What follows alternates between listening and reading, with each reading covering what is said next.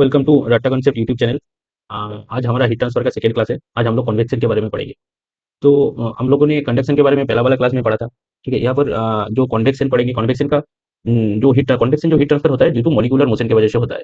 और ये कन्वेक्शन क्या है, कंडक्शन से ज़्यादा फास्ट होता है लेकिन रेडिएशन से स्लो होता है। जैसे हम लोग कंडक्शन में क्या पढ़े थे, कंडक्शन में हम लोग जैसे पढ़े थे फॉरियर्स लॉ। ठीक है, उसका जो हीट ट्रांसफर कैलकुलेशन के लिए हम लोग फॉरियर्स लॉ पढ़े थे। यहाँ पर हम लोग कन्वेक्शन के लिए हम लोग न्यूटन लॉ ऑफ कूलिंग पढ़ेंगे। ठीक, तो न्यूटन लॉ ऑफ कूलिंग क्या बोला था, क्या न्यूटन साहब ने ये कूलिंग के लिए क्या बोला है? तो बोला है कि जो हीट ट्रांसफर रेट है वो directly proportional with the surface area and the temperature difference. ठीक है, जैसे ये हॉट प्लेट है, ये हॉट प्लेट से एटमॉस्फेयर से हीट ट्रांसफर हो रहा है। ठीक है, हॉट प्लेट का टेम्परेचर T1 है वो and the atmosphere temperature is T2। तो इसका टेम्परेचर डिफरेंस क्या होगा, T1 माइनस T2। इसका directly proportional heat transfer rate, इसका डायरेक्टली प्रोपोर्शनल। और जो सरफेस एरिया कौन सा बोला था हम लोग कि इसको अगर हम 3D करेंगे, ठीक है, ये ऑब्जेक्ट को हम अगर 3D बनाएंगे, ठीक है, इसको अगर हम 3D बनाएंगे तो ये वाला जो एरिया है, ये वाला जो एरिया है, ठीक है, ये है सरफेस एरिया का। ठीक है, इसी एरिया का डायरेक्टली प्रोपोर्शनल। ठीक है, तो इसको जैसे हम लोगों ने वहां पर क्या किया थी, उसके बाद एक कांस्टेंट लेके आए थे इक्वल करने के लिए, जो था thermal conductivity in conduction. Convection में सेम केस क्या है, ये एच है। एच क्या है, convection coefficient of heat transfer. ये इक्वल करने के लिए हम लोग कन्वेक्शन का जो कांस्टेंट है ये एच है। तो इस एच का जैसे एच का यूनिट है वाट पर मीटर स्क्वायर केल्विन। यहाँ से हम इसको भी निकल सकते हैं H से, क्योंकि क्यू का यूनिट क्या है, वाट। ठीक है, वाट एच का यूनिट हम लोगों को निकालना है। ठीक है, ए का यूनिट क्या है, मीटर स्क्वायर, एंड टेम्परेचर का तो है केल्विन। तो एच का अगर निकालना है तो यहाँ से हम लोग निकाल सकते हैं वाट पर मीटर स्क्वायर केल्विन। और क्या है, अब ये हमारा फॉर्मूला आ गया। तो हम लोगों को क्या करना है, रेजिस्टेंस निकालना है। तो रेजिस्टेंस से पहले ये तो हीट ट्रांसफर का कॉमन फॉर्मूला जो कंडक्शन क्लास में बोला था, क्या dt बाई आर। ठीक है, इसी फॉर्म में लेके आना है। तो हमारा ये T1 माइनस T2 dt आ गया, Q है। ठीक है, तो ये h बाई a को अगर हम नीचे लेके आ जाएंगे तो वो हमारा इक्विवेलेंट हो गया। तो यहाँ से हम लोगों ने क्या किया, dt और ये h को नीचे लेके आया 1 बाई h करके। तो क्या हुआ, कन्वेक्शन मतलब कन्वेक्शन का रेजिस्टेंस क्या हुआ, 1 माइनस h। और h जैसे हमारा पहले कन्वेक्शन में क्या पढ़ा था, k थर्मल कंडक्टिविटी। ठीक है, थर्मल कंडक्टिविटी मटेरियल का प्रॉपर्टी था, लेकिन ये h मटेरियल का प्रॉपर्टी नहीं है। ये किसके ऊपर डिपेंड करेगा, ये जो एटमॉस्फेयर में जो एयर है, इसका कूलिंग, ये जो मीडियम है इसका डेंसिटी क्या है, ये एयर जो है इसका वेलोसिटी कितना है, इसका स्पेसिफिक हीट कितना है, ये एयर का थर्मल कंडक्टिविटी क्या है, इसका डेंसिटी क्या है, इसके ऊपर ये एच का वैल्यू डिपेंड करेगा। ये हम लोग पढ़ेंगे। ठीक है, जैसे हम लोग conduction and through composite slab पढ़े थे, यहाँ पर कंडक्शन एंड कन्वेक्शन दोनों मिला के अगर दोनों जब एक साथ होगा तो आप कैसे होगा। ठीक है, तो उसके बारे में हम लोग पढ़ेंगे। जैसे यह क्या है, हॉट गैस है। हॉट गैस है, ये दोनों वाल है जिसका थर्मल कंडक्टिविटी दोनों का अलग है। इसका K1 है, इसका K2 है थर्मल कंडक्टिविटी। तो क्या करेगा ये हॉट गैस, ये दो वाल क्रॉस करके एटमॉस्फेयर में हीट ट्रांसफर करेगा। तो यहाँ पर क्या है, तो नॉर्मली हम लोगों को फॉर्मूला क्या है, क्यू हीट ट्रांसफर कितना करेगा, dt बाई आर। ठीक है, तो dt क्या है यहाँ पर, टी मतलब हॉट गैस का टेम्परेचर, हॉट गैस का टेम्परेचर Tg माइनस यहाँ पर जो एटमॉस्फेयर का एयर है, ये हमारा dt आ गया। और आर कैसे आएगा, यहाँ पर कितना रेजिस्टेंस मिलेगा, क्यों क्यों चार्ज मिलेगा, क्योंकि ये हॉट गैस जब ये फर्स्ट वाला वॉल को हीट ट्रांसफर करेगा तो क्या होगा, कन्वेक्शन, मॉडर्न कन्वेक्शन। ठीक है, तो ये कन्वेक्शन की वजह से एक हीट ट्रांसफर होगा। तब ये फर्स्ट वाला वॉल जब इसके अंदर हीट ट्रांसफर करेगा तो क्या है, ये ड्यू टू कन्वेक्शन करेगा, तो इसके वजह इसी वाला वॉल के लिए एक रेजिस्टेंस आएगा। इसी वाला जो वॉल में हीट ट्रांसफर होगा उसके लिए एक रेजिस्टेंस आएगा। नेक्स्ट क्या, ये सेकंड वाला वॉल एटमॉस्फेयर पे जब हीट ट्रांसफर करेगा ड्यू टू कन्वेक्शन, वहां पर और एक रेजिस्टेंस आएगा। तो कितना रेजिस्टेंस है, टोटल 4। पहला वाला ये कन्वेक्शन आ गया। ठीक है, और ये 4 नंबर वाला कन्वेक्शन आ गया। और ये दो दो और 3 आपका कंडक्शन है। जैसे यहाँ पर हम लोग सर्किट में देख सकते हैं, ये क्या है, ये गैस का, हॉट गैस का टेम्परेचर था, ये R1 ड्यू टू कन्वेक्शन। मतलब क्या, ये हॉट गैस जब ये वाला फर्स्ट वाला वाल को जब हीट देगा वो ड्यू कन्वेक्शन कन्वेक्शन मोड में देगा, तो उसके लिए रेजिस्टेंस आ गया हमारा R1। ठीक है, और नेक्स्ट वाला ये जब ये वाल का अंदर जब हीट ट्रांसफर होगा तब क्या होता है, रेजिस्टेंस होगा R2। थर्ड वाला जब वॉल है इसके अंदर जो हीट ट्रांसफर होगा उसके लिए आएगा R3। और R4 किसके लिए, इस लास्ट वाला जो वॉल है वहां से जब एटमॉस्फेयर पे हीट ट्रांसफर होगा उसके लिए एक रेजिस्टेंस आएगा, वो है R4। तो यहाँ पर क्या है, Q इक्वल टू dt, ये R को हम लोगों ने किया कि ये 4 रेजिस्टेंस ऐड करेंगे। ठीक है, जैसे हम लोग ने यहाँ पर क्या पढ़ा था, ये वाला पहला वाला स्लाइड में कन्वेक्शन के लिए रेजिस्टेंस क्या होता है, 1 बाई एच। ठीक है, तो यहाँ पर हम लोग ये दो क्या है, एक और 4 नंबर क्या था, कन्वेक्शन रेजिस्टेंस आएगा। तो ये क्या है, 1 बाई एच, इसको H1 पकड़ लेते हैं। ठीक है, और इसका ये कन्वेक्शन वाला पड़ता है तो H2a। और ये दो कंडक्शन था, मतलब ये वाला वाल के लिए, ये वाला वाल के लिए, दोनों के लिए कंडक्शन का रेजिस्टेंस है। तो कंडक्शन रेजिस्टेंस हम लोग पहले वाले क्लास में क्या बोले थे, x बाई के। ठीक है, तो K1a, क्योंकि थर्मल कंडक्टिविटी दोनों वाल का अलग अलग है, x डिवाइडेड बाई K2a। तो इसको अगर पूरा सम करेंगे तो हमारा पूरा रेजिस्टेंस आ जाएगा, वही लिखा हुआ है नीचे dt भाई, इसका चारों का रेजिस्टेंस लिखा हुआ है। फिर क्या है, फिर इसको हम पूरा जब कंडक्शन एंड कन्वेक्शन हो रहा है तो हम लोगों को क्या, दोनों दोनों रेजिस्टेंस लेने पड़ रहे हैं। ठीक है, दोनों अलग अलग। तो क्या क्या इस झमेला को हम लोग मिटाने के लिए क्या क्या, एक ओवरऑल हीट ट्रांसफर कोफिशिएंट लेके आने का कोशिश किए थे। तो क्या है, ये Q is equal to U into A into dt। ये क्या है, ये U है ओवरऑल हीट ट्रांसफर कोफिशिएंट। मतलब क्या है, ये ओवरऑल हीट ट्रांसफर, ये जो कोफिशिएंट है, ये जो कांस्टेंट है, इसके अंदर कंडक्शन मतलब ये K प्लस H, ये दोनों मिला के इसको कंबाइन करके जहां पर दोनों हीट ट्रांसफर, मतलब दोनों मोड में हीट ट्रांसफर होगा, कंडक्शन प्लस कन्वेक्शन, वहां पर हम लोग U यूज कर सकते हैं। ये U के अंदर ये K प्लस H का जो हीट ट्रांसफर का जो कैलकुलेशन है वो ये मार्च करके ये U वाला वैल्यू वो आएगा। ठीक है, तो इसका यूनिट क्या है, आता है वाट पर मीटर स्क्वायर केल्विन, ये सेम एज एच का वैल्यू। एच क्या है? कन्वेक्शन कोएफिशिएंट हीट ट्रांसफर का यूनिट सेम है, ठीक है। तो इसी को भी हम ऐसे यहाँ से हम लोग क्यू बाई ये यू को हम नीचे लेके आए, ये वाला ए को इस साइड लेके आ गया, उसके बाद इसी फॉर्म में लेके आया क्यू, क्योंकि इसके साथ हम कंपेयर करेंगे इक्वेशन था। तो 1/u इज इक्वल टू क्या आया हमारा, ये वाला पार्ट आ गया 1/h 1/x/ka, ठीक है। एक तो हम इधर लिख लेंगे x/k1 plus x/k2 plus 1/h2। तो यहाँ से हम लोग यू का वैल्यू निकाल सकते हैं। तो आपसे पूछ सकते हैं, ठीक है, क्या ओवरऑल हीट ट्रांसफर कोएफिशिएंट का वैल्यू क्या आता है, ठीक है। तो यहाँ से हम लोग यू का वैल्यू निकाल सकते हैं। नेक्स्ट क्या है? नेक्स्ट है heat transfer due to the composite cylinder through and conduction and convection. जैसे हम लोग यहाँ पर क्या पढ़ा, यहाँ पर पढ़े थे क्या, कंडक्शन कन्वेक्शन थ्री कंपोजिट वाल। यहाँ पर सेम चीज है, ठीक है, सिर्फ सिलेंडर है, ठीक है, कॉन्सेप्ट सेम है, ठीक है। यहाँ पर क्या है, सिलेंडर है। तो सिलेंडर के लिए क्या है, ये देखिए, ये इसको इसका ये वाला सिलेंडर का अगर टॉप व्यू हम ये है, तो ये अगर देखेंगे क्या है, ये टीजी जो है इसके अंदर गैस कुछ है, ठीक है। ये सिलेंडर का ये पाइप पकड़ के चलते हैं, ठीक है। यहाँ पर कोई है, वो इंसुलेशन है, यहाँ पर एक इंसुलेशन दिया गया है पाइप के ऊपर, और नेक्स्ट यहाँ पर एक इंसुलेशन दिया गया है, ठीक है। तो क्या होगा, तो ये जो हॉट गैस है, ये हॉट गैस क्या करेगा, ये वाला सिलेंडर को क्या करेगा, हीट ट्रांसफर करेगा, क्या यहाँ पर कन्वेक्शन के थ्रू। ये वाला सिलेंडर इसके अंदर जो है, यहाँ पर जो हीट ट्रांसफर करेगा ड्यू टू कंडक्शन करेगा। ये वाला सिलेंडर उसके बाद क्या करेगा, ये इसके अंदर जो हीट ट्रांसफर करेगा वो भी कंडक्शन के साथ करेगा। लास्ट वाला जो सिलेंडर है वो एटमॉस्फेयर के साथ कन्वेक्शन में हीट ट्रांसफर करेगा। तो यहाँ पर भी सेम चीज है, क्या है, ये यहाँ पर इसी पोर्शन में कन्वेक्शन होगा, इसी पोर्शन में कन्वेक्शन होगा, मतलब दो कन्वेक्शन के लिए रेजिस्टेंस आएगा। जैसे और इसका सर्किट देखेंगे तो क्या है, मतलब ये जो हॉट गैस है उसके पास जो रेजिस्टेंस दे रहा है वो कन्वेक्शन रेजिस्टेंस। उसके बाद जब ये आपका पूरा आउटर मोस्ट लेयर से जो एटमॉस्फेयर में हीट ट्रांसफर हो रहा है वो भी कन्वेक्शन है। तो यहाँ पर H2 minus 1/H2 into A2। और क्या है, ये दो वाल क्या करेगा, कंडक्शन के लिए हीट ट्रांसफर के लिए रेजिस्टेंस करेगा, ठीक है। तो इसके लिए क्या है, ln R2/R1 डिवाइडेड 2 के ये आपको ये वाला जब मैंने कंडक्शन का क्लास किया था, ये रेजिस्टेंस कैसे सिलेंडर हम लोगों ने डिस्क्राइब किया, वहाँ पर इसका जो डेरिवेशन है वो सॉल्व किए थे, फिर वहाँ से देख सकते हैं। आपको इतना देखने का भी जरूरत नहीं है, ये आपको याद रखना है, ठीक है। जैसे सिलेंडर के लिए R2/R1 2 K1 मतलब कि ये वाला जो सिलेंडर है इसका इसका जो मटेरियल है इसका थर्मल कंडक्टिविटी के है, और इसका मटेरियल थर्मल कंडक्टिविटी K2 है। तो एक यहाँ पर क्या लिखा है 2πRL, मतलब कुछ नहीं है, इसको ये क्या जाएगा, ए के प्लेस में उन्होंने क्या रखा, ये जो सिलेंडर है इसका एरिया रख दिया 2πRL। कैसे आता है, जैसे ये एक सर्कल था, ठीक है, इसको ये एक सिलेंडर था, ये सिलेंडर को हम लोग अगर यहाँ से काट देंगे तो क्या आएगा, तो ये ऐसे रेक्टेंगल मिलेगा। तो रेक्टेंगल बनेगा क्या, ये एल आ गया, और ये आपका पेरीमीटर था 2πRL, तो इसका एरिया रेक्टेंगल का 2πR इंटू एल आ जाएगा। तो यहाँ पर ऐसे लिखा हुआ है, ठीक है। कॉन्सेप्ट सेम है, जैसे हम लोग यहाँ पर भी पढ़ा था कि हाँ, दो यहाँ पर दो convection mode of heat transfer हो रहा है, दो आपका कंडक्शन के मोड में हीट ट्रांसफर हो रहा है, ठीक है। लेकिन ये क्या है, एक जैसे बॉडी आएगा उसी हिसाब से ये वाला चेंज होगा। जैसे यहाँ पर सिलेंडर था इसलिए वैल्यू अलग आ गया, ठीक है। नेक्स्ट हम लोग क्या पढ़ेंगे, critical radius of insulation. Critical radius of insulation ये क्या होता है, जैसे मैंने हीटर यहाँ पर एक तार है, ठीक है, इस तार के ऊपर हम लोग इंसुलेशन देते हैं, ठीक है। तो क्यों यहाँ पर जब इंसुलेशन ऐड करेंगे तो क्या होगा, तो मान लीजिए ये तार है, तार के अंदर करंट फ्लो हो रहा है तो हीट जनरेट होगा। तो हीट जनरेट होगा, यहाँ पर कितना हीट ये तार से ये इंसुलेशन के ऊपर जाएगा, वो हम लोग कैलकुलेट कर सकते हैं। कैसे करेगा, जैसे ये अगर तार का टेम्परेचर आपका TW है, ये वाला एटमॉस्फेयर का टेम्परेचर TA है, तो हम लोग क्या, हम लोगों का फॉर्मूला पता है क्या है, Q is equal to dt/R। तो dt/R, तो यहाँ पर dt क्या है, TW माइनस तार का टेम्परेचर माइनस एटमॉस्फेयर का टेम्परेचर। R कौन सा है, ये वाला जो यहाँ पर कहाँ पर हीट ट्रांसफर होगा, देखिए ये तार से ये वाला इंसुलेशन में ड्यू टू कंडक्शन होगा, ठीक है, यहाँ पर कंडक्शन होगा। और ये जो इंसुलेशन यहाँ पर इंसुलेशन का एंड है, यहाँ पर उसके बाहर क्या है, एटमॉस्फेयर है, तो वहाँ पर कंडक्शन होगा। तो दो रेजिस्टेंस आएगा, क्या आएगा, R1 प्लस R2।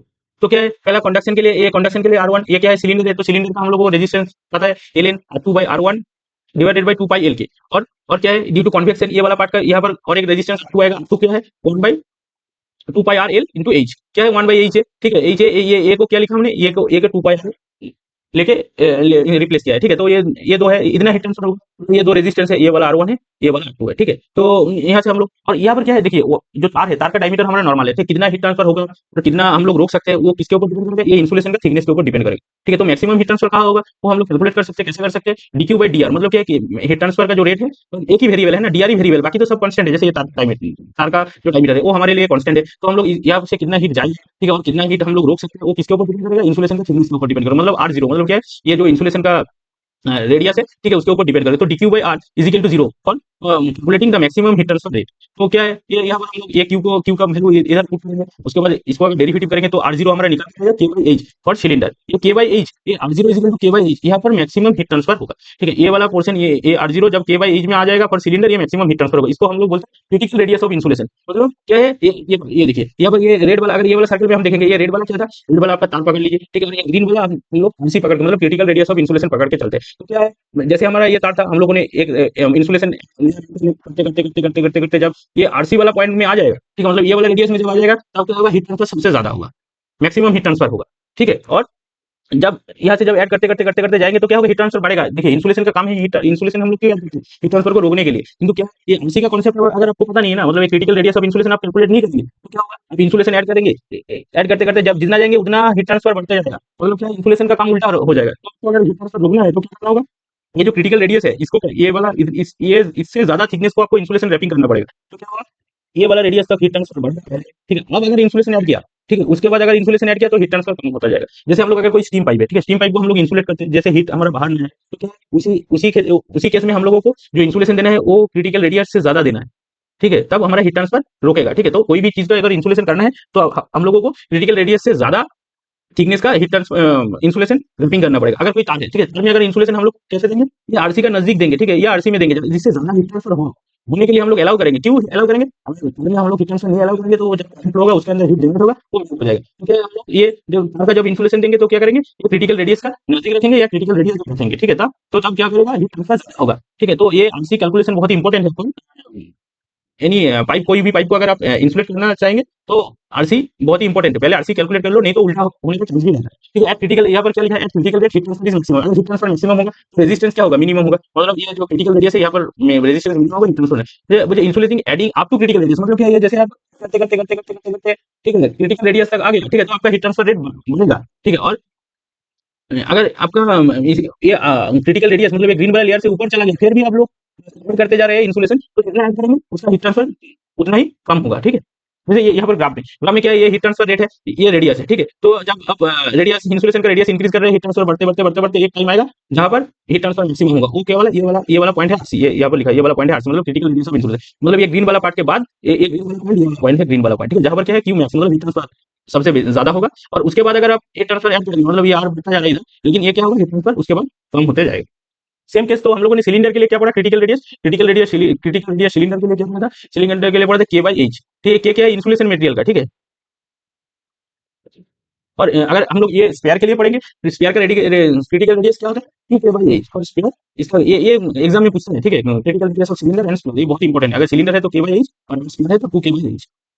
यहाँ से ये हम लोग यहाँ पर दिया है क्यों, इस ये तो नॉर्मल, ये नया है हमारे लिए अभी, ठीक है, लेकिन ये सब तो हम लोग कन्वेक्शन में पढ़ा था। तो जो जो हम लोगों ने नहीं पढ़ा ये कन्वेक्शन में पढ़ेंगे, उसका ये डिफरेंशियल एनालिसिस करने आएगा जब हम बकिंघम थ्योरी के बारे में पढ़ेंगे। तो क्या है, कन्वेक्शन कन्वेक्शन टू टाइप होता है, फोर्स कन्वेक्शन, एक फ्री कन्वेक्शन। तो फोर्स कन्वेक्शन में क्या आता है, फोर्स कन्वेक्शन में है जो कोई एक्सटर्नल एजेंसी, जो वेलोसिटी है, जो वेलोसिटी है वो हम कोई एक्सटर्नल एजेंसी से सप्लाई करेंगे, जैसे फैन हो गया, ब्लोअर हो सकता है, कंप्रेसर हो सकता है, ठीक है। तो ये एक चीज आप लोगों को मतलब यहाँ पर एक नोट करने वाली चीज है, फैन, ब्लोअर और कंप्रेसर में डिफरेंस क्या है, ठीक है, इसमें प्रेशर रेशियो का डिफरेंस रहता है। तो प्रेशर रेशियो फैन के लिए क्या होता है, अप टू 1.1 तक हो सकता है फॉर फैन, ठीक है, अप टू 1.1 तक प्रेशर रेशियो है तो हम लोग फैन बोल सकते हैं। ब्लोअर क्या है, अगर ब्लोअर का प्रेशर रेशियो है, ब्लोअर के लिए 1.1 से 2.3 तक हो सकता है, ठीक है। और मोर देन अगर 2.3 है, ठीक है, देन वो कंप्रेसर आता है। और प्रेशर रेशियो क्या है, pressure ratio distance pressure by the inlet pressure, कोई भी ऐसा कोई इंस्ट्रूमेंट है जिसका pressure distance pressure divided by inlet pressure, ये है प्रेशर रेशियो। और एच क्या था हमारा, एच का वैल्यू किसके ऊपर करते हैं, एच है convection coefficient of heat transfer, ठीक है, ये फ्लूइड का वेलोसिटी, मतलब ये इसका बाहर मतलब जैसे हॉट प्लेट के ऊपर हीट ट्रांसफर हो रहा है एटमॉस्फेयर, वहां पर जो फ्लूइड है उस फ्लूइड का वेलोसिटी क्या है, डायमेंशन क्या है, उस डेंसिटी क्या है, ठीक है, विस्कोसिटी क्या है, स्पेसिफिक हीट क्या है, थर्मल कंडक्ट, ये छह चीजों के ऊपर डिपेंड करेगा, ठीक है। तो बकिंघम पाई थ्योरम ये क्यों है कि ये डायमेंशनलेस नंबर निकालने के लिए हम लोग यूज करेंगे बकिंघम पाई थ्योरी को। तो ये क्या है, इसमें जैसे repeatable variable, non repeatable variable, ये कि हम थ्योरी में कुछ नॉन रिपीटेबल वेरिएबल है, कोई रिपीटेबल वेरिएबल है, जैसे ये में जो लिखा है ना, ये है नॉन रिपीटिंग वेरिएबल, मतलब बकिंघम का रूल्स है, ठीक है। जब ये बाद में हम लोग देखेंगे, जो क्या है, हम लोग जब नॉन डायमेंशन कोई भी डायमेंशन को कैलकुलेट करेंगे तो नॉन रिपीटेबल वेरिएबल को एक एक नंबर निकालने के लिए एक वन टाइम यूज कर सकते हैं, लेकिन इसको हम बार बार यूज कर सकते हैं, ठीक है, वो हम लोग देखेंगे। और हीट ट्रांसफर में क्या है, हीट ट्रांसफर फंडामेंटल, जो फंडामेंटल हीट ट्रांसफर में चार fundamental, M L T theta, M mass के लिए, एल लेंथ के लिए, टी है टेम्परेचर और थीटा है आपका, सॉरी, टी है टाइम और थीटा है आपका टेम्परेचर। तो ये चार चीज है fundamental term for heat transfer, ये चार मिला के जितना भी डायमेंशन आप बनेंगे इसी चारों से बन जाएगा, ठीक है। इसलिए क्या हीट ट्रांसफर में बोलते हैं ये चार आपका फंडामेंटल टर्म है, ठीक है। तो बकिंघम पाई थ्योरी में कैसे हम लोग कैलकुलेट करते हैं, जैसे डायमेंशनलेस वेरिएबल को हम लोग निकालते हैं, ठीक है, जैसे total variable minus fundamental variable, ये है बकिंघम का फॉर्मूला, ठीक है, क्या है, जैसे हम लोग देखेंगे, हम ये अगर कोई डिफरेंशियल वेरिएबल निकालना है तो उसी इक्वेशन में कितना टोटल वेरिएबल है माइनस फंडामेंटल वेरिएबल। फंडामेंटल अगर कोई भी हीट ट्रांसफर का इक्वेशन ले लेंगे हम, और फंडामेंटल तो वेरिएबल हम लोगों ने पढ़ा था क्या था, चार। ठीक है, चार। तो अगर हम इसी इक्वेशन के लिए हम लोग डायमेंशनलेस नंबर निकालेंगे तो क्या है, यहाँ पर कितना टोटल वेरिएबल है, एक दो तीन चार पाँच छह सात, ये सात है। तो क्या टोटल वेरिएबल सात है, हमारा फंडामेंटल वेरिएबल चार है, तो क्या है तीन, मतलब ये एज का वैल्यू, तो मतलब ये फोर्स कॉम्प्लेक्शन में ठीक है तीन डायमेंशनलेस नंबर है। ये तीन कौन कौन है, ये तीन है Reynolds number, Nusselt number and Prandtl's number. ठीक है, तो इसका एक रूल बताइए कैसे लेके आते हैं हम लोग, मतलब वो थोड़ा बड़ा है, इधर हम लोग इसका एक्सप्लेनेशन नहीं करेंगे। तो एक नंबर के लिए कर देते हैं, ठीक है, ये रेनॉल्ड्स नंबर के लिए कर देते हैं। ठीक है, जैसे नॉन रिपीटिंग वेरिएबल, तो बकिंघम का रूल्स क्या है, non repeating variable one, non repeating variable, non repeating variable क्या था, ये रेड बार। तो क्या है, बकिंघम का रूल चाहिए, एक नॉन रिपीटिंग वेरिएबल लो और प्लस उसके साथ रिपीटिंग वेरिएबल लो। ठीक है, और रिपीटिंग वेरिएबल ऐसे लो, रूल्स क्या है, पहले एक तो आपका नॉन रिपीटिंग वेरिएबल आएगा, ठीक है, नॉन रिपीटिंग वेरिएबल एक आएगा और रिपीटिंग वेरिएबल आएगा। रिपीटिंग वेरिएबल को ऐसा चूज करना है, ठीक है, जिसमें वो सभी का मिला के ये चार टर्म रहना चाहिए, मतलब फोर डायमेंशन कोई भी टर्म ले लीजिए, लेकिन उसमें क्या ये एम एल टी थीटा ये चारों रहना चाहिए। ठीक है, सब मिला के ऐसा लेना है। ठीक है, जैसे ये आपको क्लियर नहीं होगा तो हम क्लियर करना है। जैसे हम लोग एक पकड़ के चलते हैं क्या, विस्कोसिटी। ठीक है, विस्कोसिटी को हम कैसे म्यू देके लेते हैं, ठीक है, म्यू। ठीक है, और आपको ये आ गया आपका नॉन रिपीटिंग वेरिएबल। फिर हम लोगों को रिपीटिंग वेरिएबल लेना है। रिपीटिंग वेरिएबल क्या है, हम लोग ये छोड़ के बाकी सब ले सकते हैं, जैसे क्या है एच, उसके बाद वेलोसिटी ले सकते हैं, वेलोसिटी आपका डायमेंशन और डेंसिटी। ठीक है, ये इसका इसका एक कॉम्बिनेशन होगा। कॉम्बिनेशन कैसे होगा वो हम बाकी हमने निकाला था। ठीक है, जो भी इसका कॉम्बिनेशन करने के बाद इसका जो डायमेंशन होगा वो जीरो होगा, मतलब जीरो होगा क्या, डायमेंशन लेस नंबर, मतलब M zero L zero T zero theta zero के इक्वल होगा। ठीक है, तो कैसे लिया हम लोगों ने, non variable, non repeating variable. Non repeating variable कौन कौन था, viscosity, specific heat and thermal conductivity. तो हम लोग अभी विस्कोसिटी को लेके चल रहे हैं। ठीक है, एक नंबर निकालने का कोशिश कर रहे हैं अभी। ये अलग अलग नंबर निकल सकते हैं। ठीक है, बाद में जब ये हम लोगों को डेरिवेशन का जरूरत नहीं है, तब भी हम एक नंबर निकालने की कोशिश करेंगे अभी। जैसे विस्कोसिटी ले लिया, विस्कोसिटी क्या है, नॉन रिपीटिंग वेरिएबल। तो रिपीटिंग वेरिएबल जितना था, ठीक है, डेंसिटी, ठीक है, और एच हीटर को कॉन्वेक्शन हीट ट्रांसफर कोएफिशिएंट, इसको हम मार्क करके इसको इसका एक इस नंबर को लेके इसका कॉम्बिनेशन एक ऐसा बनाना है, क्योंकि ये जो इसका जो एक डायमेंशनलेस नंबर माने, मतलब m0 l0 t0, इसका कोई डायमेंशन नहीं रहना चाहिए। ठीक है, तो ये इसको हम ए करके चलते हैं। ठीक है, इसको टू दी पावर b, इसको टू दी पावर d को c एंड डेंसिटी को d। तो इसका पावर जैसे आएगा उसी हिसाब से हम लोग को नंबर मिलेगा। तो म्यू, जैसे म्यू म्यू म्यू क्या है, विस्कोसिटी, विस्कोसिटी का डेंसिटी, विस्कोसिटी का हम लोगों ने डायमेंशन यहाँ पर लिख के रखा था। तो यहाँ पर ये जो जितना डायमेंशन है वो इसी हिसाब से हम लोग यहाँ पर पुट करेंगे। ठीक है, तो म्यू का अपना डायमेंशन क्या है, M L inverse T inverse, ये आ गया आपका म्यू के लिए। ठीक है, और एच का क्या है, एच क्या है, convection coefficient of heat transfer, इसका क्या है, M T inverse theta inverse one to the power A. फिर भी क्या है, L T inverse one velocity का। ठीक है, A to the power B. ठीक है, फिर क्या है, डी के लिए एल आ जाएगा, डायमेंशन के लिए L to the power C. Rho क्या है, केजी पर मीटर क्यूब, मतलब M L minus three to the power D. ये किसके इक्वल होगा, M zero L zero T zero theta zero, ऐसे हम लोगों को लेके आना है। तो यहाँ पर हम लोग एम जीरो इजिकल टू क्या लिख सकते हैं, देखिए ये एम जीरो, ये वाला एम जीरो, फिर यहाँ पर कितना एम है सब हम लोग इक्वल करेंगे। तो क्या है एम, यहाँ पर ये वाला टर्म में क्या है, वन है, एक ही एम है और कुछ नहीं है। यहाँ पर क्या है, एक है टू दी पावर, मतलब क्या है वन प्लस ए आ गया, और एम किधर है, और एम इसमें है। ठीक है, लास्ट वाला टर्म में, तो इसमें क्या है, डी है। ठीक है, प्लस डी। तो यहाँ से हम लोग क्या लिख सकते हैं, zero equal to one plus A plus D. ये आपका एक इक्वेशन आ गया। नेक्स्ट वाला हम लोग एल के लिए निकालेंगे तो क्या होगा, इसे जीरो इजिकल टू, इसमें एल क्या है, माइनस वन, तो L to the power minus one, then इसमें एल एल नहीं है, इसमें एल है, एल क्या है बी, फिर प्लस बी, और क्या है एल प्लस सी, इसमें भी है L minus three D, minus three D. तो यहाँ से हम लोग क्या लिख सकते हैं, zero equal to one plus B plus C minus three D. और एल हो गया, एम हो गया, एल हो गया। अब टी जीरो के लिए निकालेंगे, टी जीरो क्या है हमारा, यहाँ पर टी माइनस वन, नेक्स्ट में टी माइनस थ्री ए, इसमें टी है माइनस बी, और टी नहीं है। तो यहाँ से हम लोग क्या लिख सकते हैं, zero equal to minus one minus three A minus B. Next क्या है, theta, theta to the power zero equal to क्या है, थीटा इसमें नहीं है, इसमें है माइनस ए, और किसी में भी थीटा नहीं है। तो यहाँ पर क्या होगा, जीरो इजिकल टू माइनस ए। तो यहाँ से हम लोग क्या लिख सकते हैं, ए इजिकल टू जीरो। अगर दोनों तरफ माइनस से मल्टीपल किया तो ए नहीं रहेगा। ठीक है, ए इजिकल टू जीरो आ गया आपका। फिर यहाँ से हम लोग बी सी डी निकलेंगे। ठीक है, बी सी डी कैसे निकलेंगे यहाँ से, हाँ, यहाँ पर ये वाला पोर्शन में, ये वाला इक्वेशन में अगर हम ए का वैल्यू जीरो रखेंगे तो ये वाला term नहीं रहेगा। तो डी इजिकल टू क्या आ जाएगा आपका, माइनस वन। तो क्या आ गया, डी इजिकल टू आ गया माइनस वन, डी निकल गया। ए और डी के साथ और एक वेरिएबल, ए और बी सी दो वेरिएबल है तो नहीं निकल सकते। यहाँ से हम लोग बी निकल सकते हैं। ठीक है, क्या ए इजिकल टू जीरो, मतलब ये वाला पार्ट नहीं रहेगा। तो B is equal to minus B equal minus B minus one equal to zero. तो ये एक इधर रहेगा तो प्लस हो जाएगा, फिर B is equal to minus one. यहाँ से हम लोग निकल सकते हैं क्या, B is equal to minus one. फिर हम सी निकल सकते हैं, यहाँ से देखिए सी, सी ये वाला इक्वेशन से निकल सकते हैं। क्या आया हमारा, बी आया -1। बी आया आपका -1। फिर क्या हुआ, A one A B is equal to -1, ये काट गया, कट जाएगा। सी इजिकल टू क्या है, डी इजिकल टू -1, तो यहाँ पर माइनस है तो प्लस हो जाएगा। तो क्या हो, सी प्लस 1 इजिकल टू 0। तो यहाँ से हम लोग क्या निकल सकते हैं, सी इजिकल टू -1। तो देखिए हमारा चारों जो, अब यहाँ से हम ये जो पकड़ के चले थे, यहाँ से हम लोग ये वाला नंबर लिख सकते हैं। तो क्या होगा हमारा, तो म्यू, ये वाला इक्वेशन अगर हम देखेंगे अभी, तो क्या होगा, mu H to the power A to the power क्या होगा, 0। ठीक है, फिर क्या है, वी टू दी पावर क्या है, बी का वैल्यू -1। ठीक है, मतलब V to the power minus, space नहीं, यह लिखते हैं। ठीक है, mu H to the power 0। ठीक है, वी टू दी पावर -1। उसके बाद क्या है, D D to the power, D का पावर क्या था, सी सी का वैल्यू क्या है, -1। फिर डी टू दी पावर -1, और उसके बाद रो रो का वैल्यू क्या था, डी डी का वैल्यू किधर निकला है, इधर -1। तो क्या है, रो टू दी पावर -1। तो इसको हम लिखेंगे तो something to the power 0 means 1, तो ये इसका कोई वैल्यू नहीं रहा। तो क्या कैसे आया हमारा number, mu is equal to V D row.